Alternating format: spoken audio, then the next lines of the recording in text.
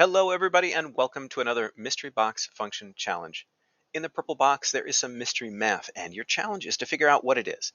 You can try this out by using the link in the description, and when you think you've got an idea, come on back and see if we get the same. Alright, let's start with a 0. Okay, 0 is 5. How about a 1?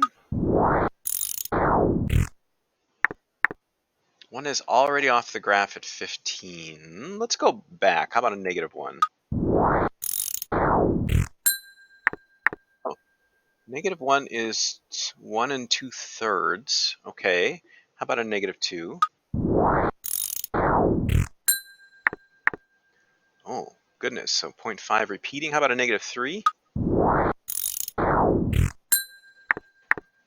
And another, looks like a repeating decimal.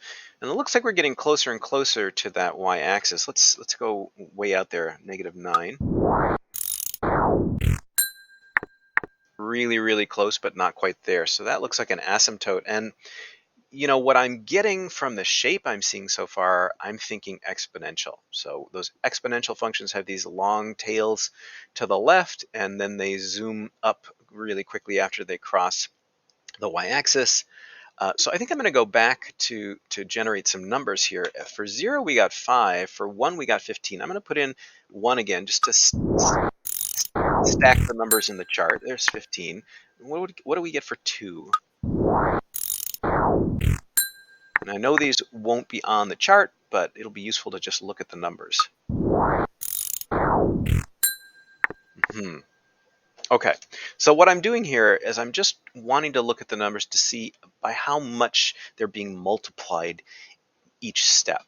So that factor of multiplication is going to give us the base of our exponential function. And in this case, I think it's 3. 15 times 3 is 45. 45 times 3 is 135.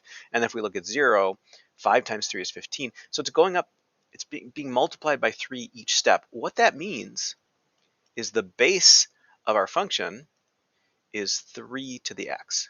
We've got this exponential function with 3 as the base because it's tripling every time. Something else is going on though, because at 0 we get 5. If this was just 3 to the 0, anything to the 0 power equals 1. So this part at 0 would be 1. What that means is we've got a multiplier, and the multiplier is 5. So 5 times 3 to the x. Let's verify that this works with some other points. So if we put in a 1 here, 3 to the first power times 5, well, 3 to the first power is just 3, times 5 is 15. That's what we get for 1. If we did 3 to the second power times 5, well, 3 to the second power is 9. 9 times 5 is 45. That's what we get for 2.